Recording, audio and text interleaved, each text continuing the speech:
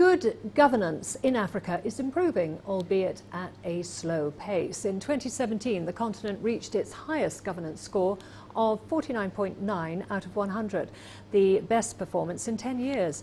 The Ibrahim Index of African Governance, launched in Pretoria this week, measured countries on 5 pillars, including safety and rule of law, economic opportunity and human rights.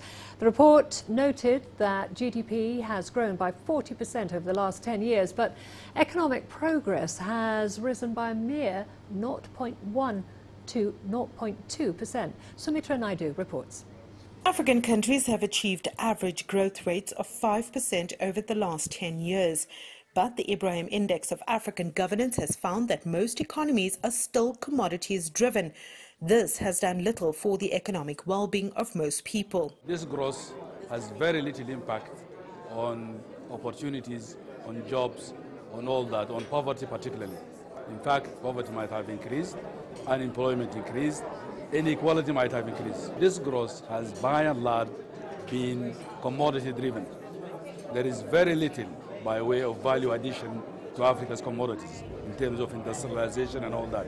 We need to leverage our assets so that we're not exporting commodities, but we are beneficiating and developing industries that can fuel the economic opportunities, particularly in the context of an exploding demographic dividend, where already of the 1.2 billion people on our continent, 60% are under 25. There's been mixed progress in human development. Despite great strides in health, education outcomes are worsening for 52.8% of young people across 27 countries. The quality of education is also important, but more than that, we need an education that is responding positively and appropriately to the labor market. We have 70% of our graduates in social sector and only 30% in hardcore sciences. We have to tell this balance. Social sciences are needed, managers, bankers and all that, but it cannot be 70-30. Africa needs to revisit that model and get it right. Faster economic progress was recorded in countries with greater infrastructure development.